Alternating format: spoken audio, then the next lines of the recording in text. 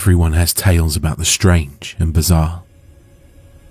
My story is about how my half-whole mask saved my life and continues to save my life to this very day. Late in December, I was travelling north from California to my home state of Oregon. Nothing fancy, I was just going to visit the family for the holidays. On my way north, I hit a small snowstorm. Nothing awful, just a lot of snow falling all at once. I wasn't worried about the small increase of snow at first, considering I had snow tyres installed before I started my long journey home. I did, however, get a little hesitant to drive when the snow started to really come down. The large amount of falling snow, coupled with a large amount already littering the ground as I travelled higher into the mountains, caused me to consider finding a place to stay for the night. I figured I could get some sleep while the storm passes over. That and the fact that I could give my car's heater a break before it would decide to burst into flames. Or worse, just stop working altogether. I scanned as much of the landscape as I could, but there were no buildings in the immediate area. The only other option that I had for my predicament was to keep driving and hope there was a town or exit nearby that I could take in order to escape from the storm. I must have been driving for at least an hour before I saw a sign up ahead indicating how far the closest city was. My heart sank a little when I read 162 miles as it flew by my windshield and vanished into the snowy night. At this point, the snow was beating against my windshield, and I knew that I wasn't going to last 162 minutes, let alone 162 miles.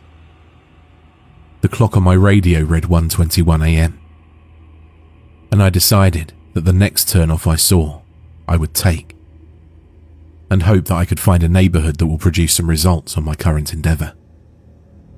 My thought process was, either freeze to death in my car, or stay the night at some random person's house. Weighing the two options in my head, I picked the only thing a sane person would pick, and went with the house. Another 30 minutes flew by, and still no luck finding a place to pull off. Just when I was starting to lose hope, I saw a turn-off in the distance. A small shape started to make its way closer into my headlights, and on further inspection, it was revealed to me that they were two wooden poles that possibly belonged to a fence. When I turned onto the road between the two wooden poles, the ground beneath me felt rocky and rough, like I was travelling on gravel. I didn't drive for too long before I started to see a small cabin creep into my field of view. The lights in the cabin were off, but the place seemed to be in good shape. I parked my car under a tall, wild-looking tree that took residence on the cabin's front lawn. Getting out of my car, I immediately grabbed my extra jacket and put it on, pulling the half-whole mask I wore around my neck up and over my ears to keep the heat around my face. I put my cap on and trudged up to the cabin after putting my cap snug on my head. As I travelled through the cold, windy night up to what I felt was my salvation, I immediately regretted not getting any gloves for my hands. Despite the irritation I had with my hands, my face and the rest of my body were so comfortably warm, I didn't have much room to complain. I stuffed my frozen hands deep into my pockets and continued my journey across the cabin's lawn. As I made my way to the door, I noticed something odd. There was no indication of life anywhere. There wasn't even a car in the front yard. Taking my right hand out of my pocket, I knocked 3 times, waiting patiently before saying, "Hello? Is anyone in there? I'm sorry to bother you so late at night, but I need a place to stay for a few hours." Nothing answered my plea for help, so I knocked 3 more times on the door, hitting my knuckles harder against the aged wood of the entrance. "Hello?" I said again, a little louder, before continuing with, "I'm not here to rob you or anything. I just need a place to stay for the rest of the night. I promise I'll be gone by sunrise." As I finished my sentence, I touched the ornate metal door handle. Noticing that the door seemed to be unlocked, I said in a loud voice, "I'm coming in now. If there's anyone in there, let me know now, please."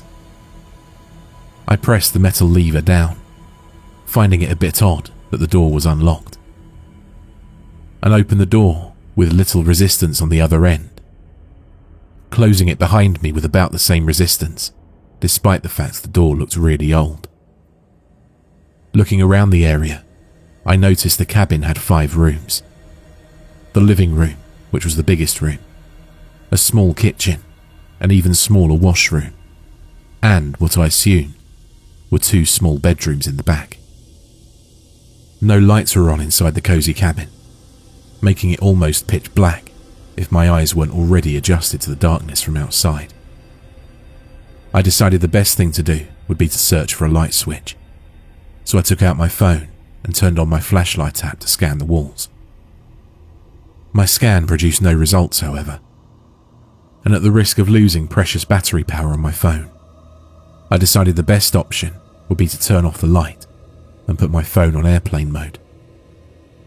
Before turning off my light, I studied the paintings hanging on the wall that I glossed over in the initial scan. Each painting that crossed my sight was just typical landscapes or harbours, things like that. There was a painting that looked like a fox hunt, but other than that, it was just typical paintings you'd see hanging on the walls around an elderly person's home. There was a painting, however, that caught my attention. The painting was small and consisted of what looked like 2 adults, a mother and father, a teenage girl, and a small child. The family captured in that painting were wearing what looked like Victorian-era clothing. I'm only guessing about the clothes. I mean, they could have been the 1800s or the early 20th century. The point is that the clothing was very ornate and regal. There was something really disturbing about the image in the painting, though.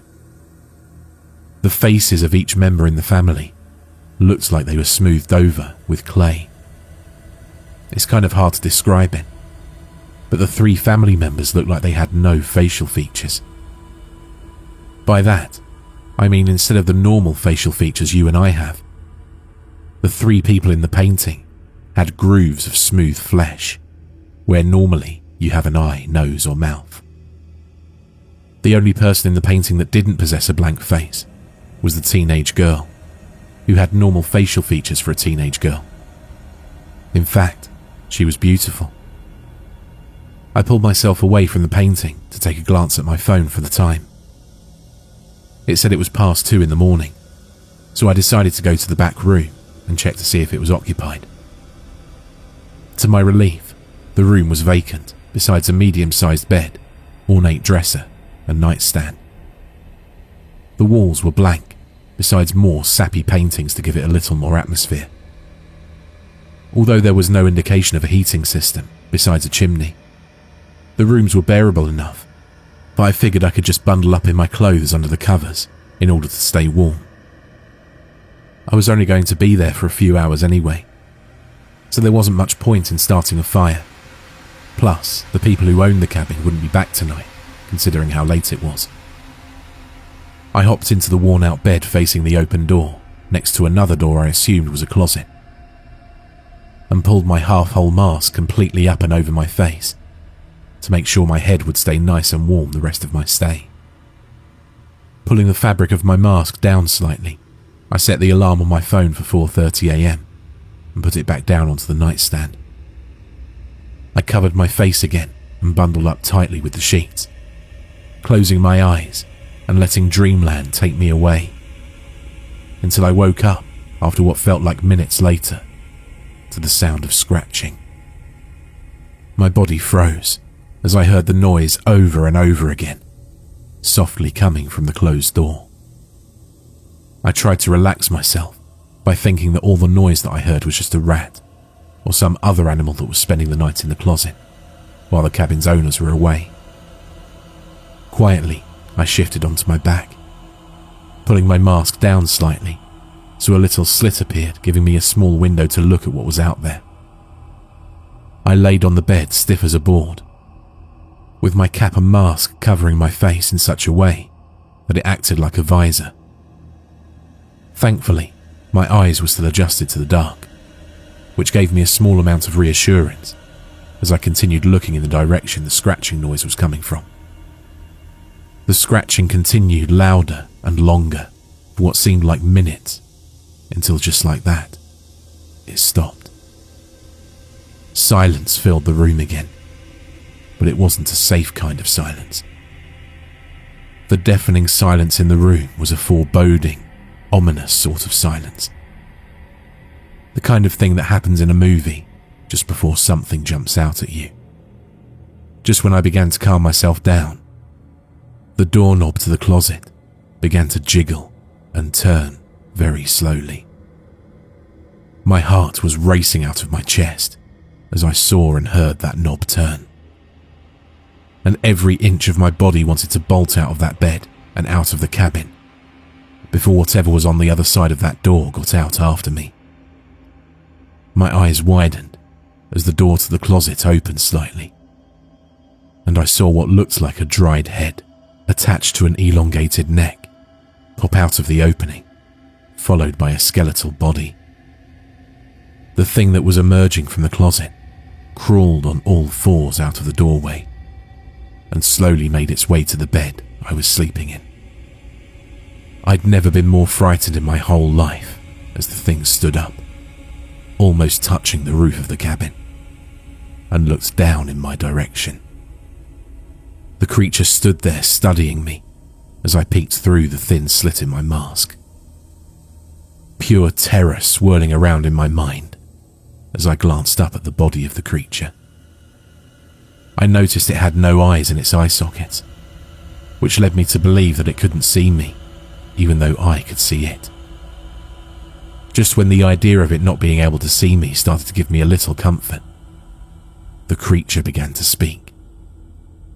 "Strange," the creature whispered softly as it continued to watch me, and then began to speak again. "It has no fear of me," the creature continued to say in a hoarse tone as it began to breathe loudly, continuing to look at me and gripping down on the edge of my bed. Feeling the creature's bony hand touch the edge of my bed caused my brain to go into complete panic mode. The only thing that stopped me from jumping up was the thought that maybe the creature believed I was dead or asleep and wouldn't attack. "How can it not fear? How can it not fear me?"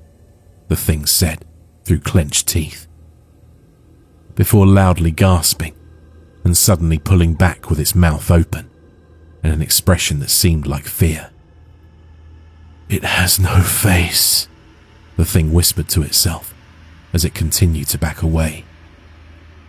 "It has no face," the creature said again, but this time louder than before and slightly more threatening. The creature began to shout the same thing as it backed off further away from the bed. I heard the thing breathing loudly and quickly before calming down and slowly returning to the side of the bed. Leaning over me slowly, the creature continued to look at me before softly beginning to breathe on my face. I could smell its foul breath even through my mask. The smell was so powerful that it took all of my strength not to gag as a reflex.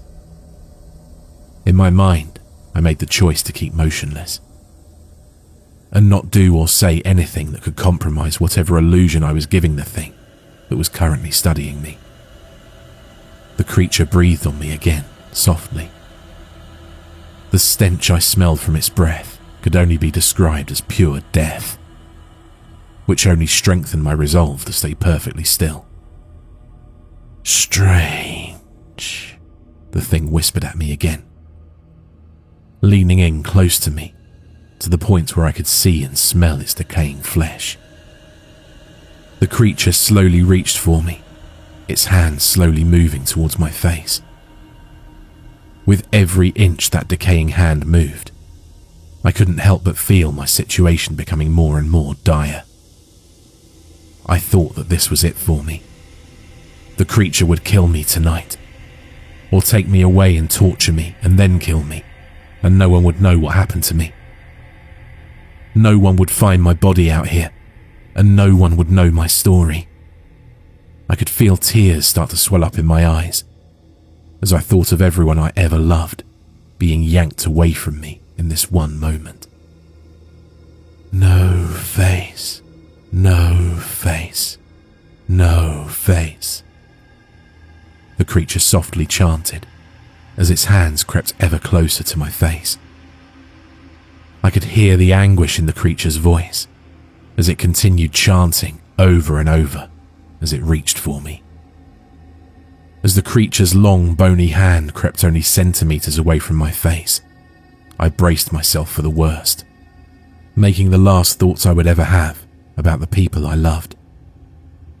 Just as I thought my life was all over, a sudden loud noise erupted from the room, filling the ear closest to the nightstand with a flood of beeps, and causing the creature to scream and jump back.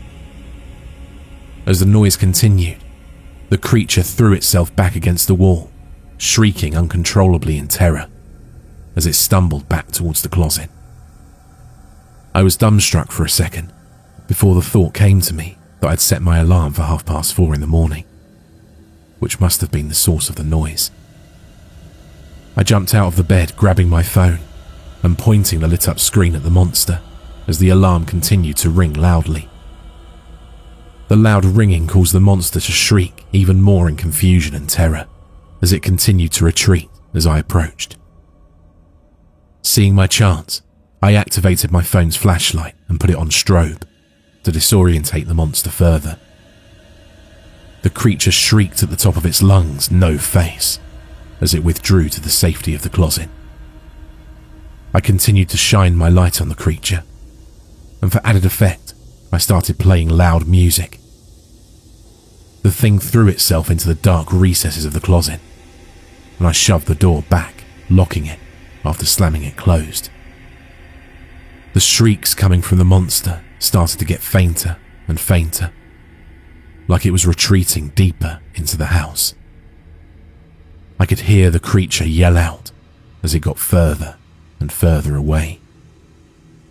After hearing the last retreating words of the thing that terrified me the whole night, I bolted from the cabin at breakneck speed, jumping into my car and floored it off the gravel road. I was shaking all over as I drove, and when I pulled my half-whole mask further down, my exposed skin was as white as the snow that littered the ground. I was so frightened by the whole experience. As soon as I pulled into the first town I saw, I parked my car and began to sob uncontrollably for a while. The experience that I'd just been through would scar me for life. But as I wept in my car in the parking lot of a 7-Eleven, I couldn't help but start to laugh a little in between my fits of crying. I got through my ordeal without so much as a scratch on me. Well, besides the mental scars. I was fine, I was alive, and I didn't have to worry anymore. After I finished with my whole episode of crying and laughing like an insane person, I entered the store, sniffling and wiping away the rest of my tears. As I continued into the store, the cashier looked up at me and traced my direction with his eyes before continuing with what he was doing. The store was mostly empty. Besides an elderly couple, I was the only customer in there. "Had a rough night," the cashier said, with one eyebrow cocked up while he scanned my items. "You have no idea," I said, looking out of the window at the sunny winter's day. "I noticed you looked a bit upset when you came in. What happened? Did you get dumped or something?" he said, looking up at me, as the register computed how much I owed him. Looking at the young man behind the register, he seemed to be a little younger than I was. Although that doesn't say much, because even though I'm 22, I look younger than my actual age. I looked at the cashier's name tag for a second, before feeling that I had nothing to lose by telling him about the night I just had. The small name on his ID tag read Evan, and as I finished telling him my frightening tale, something odd happened. I expected him to burst out laughing, or say I was the best liar he'd ever spoken to. Instead of doing any of that, Evan just stood there, his skin milk white, as he stared at me with an expression so horrified. He gave me the impression that he just witnessed someone get run over by a train or something. "Evan, are you all right?" I said, looking into his eyes, while we both stood there, quiet. Evan began to stutter, before his thoughts trailed off, due to the new feeling that we were both being watched. I began to feel eyes burn into the back of my head, before turning around to see the old couple I glanced at when I entered the store beforehand. The old couple possessed the same horrified look that Evan had just a few seconds ago. They must have heard the whole story. After a few moments of silence, the old couple asked me what I knew about the cabin, to which I couldn't really say, but I gave them the best description I could about what I saw. They proceeded to tell me about the cabin, how long it's been there, and they said it was haunted by a presence so terrifying that the place was condemned and left to rot away after so many people disappeared there.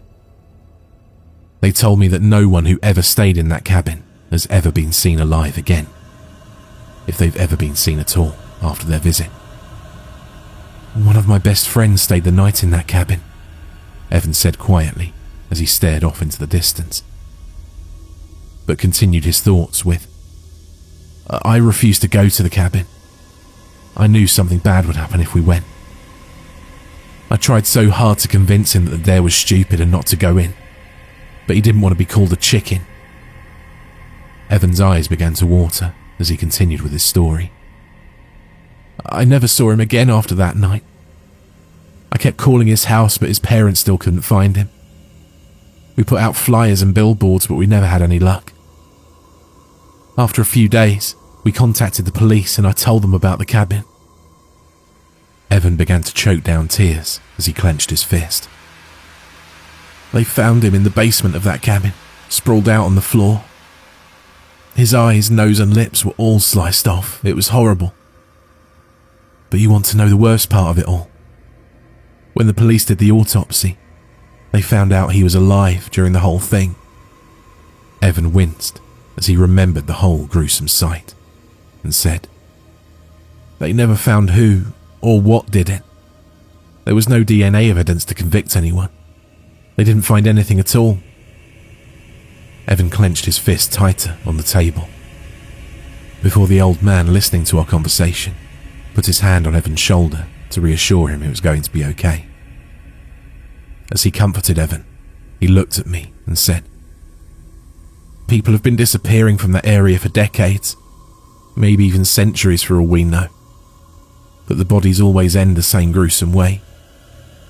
I don't care who you are. No one deserves something like that happening to them. They should just torch that evil place to the ground." The old lady joined her husband's side and looked at me with the most foreboding face I'd ever seen. "If your story's true, you should consider yourself the luckiest man on the face of the earth. In all my years of living, you're the only one to go into that cabin and come out alive," the woman said, gripping onto her husband's hand tightly as she spoke to me. After hearing the old woman's words, I realised that Evan said the body of his friend was found in the basement, which explains why the monster's voice got fainter. It would have pulled me into the basement too if my phone hadn't gone off. I quickly paid for my items and left the store more troubled now than I was when I entered. Feeling drowsy due to the lack of sleep and constant adrenaline rush caused by my whole terrible ordeal, I decided to go to a hotel and spend the day sleeping and relaxing to get my mind off things. That night, I sat on the bed in my hotel room and looked at the two items that saved my life. In one hand, I gripped onto my half-whole mask, which hid my face from that terrible monster. In my other hand, I held my cell phone, which scared away the horrible beast that could have killed me. I decided that from that day onwards, I would always wear my mask to bed. It saved my life, that's the least I can do. There's just one thing that bothers me, and I think I might just have to blame my imagination. But sometimes when I wake up at night, when it's really quiet, sometimes I'll hear soft scratching noises. Also, and I think it's just paranoia, but I swear, sometimes I hear something whisper, "No face. It has no face," from inside my closet.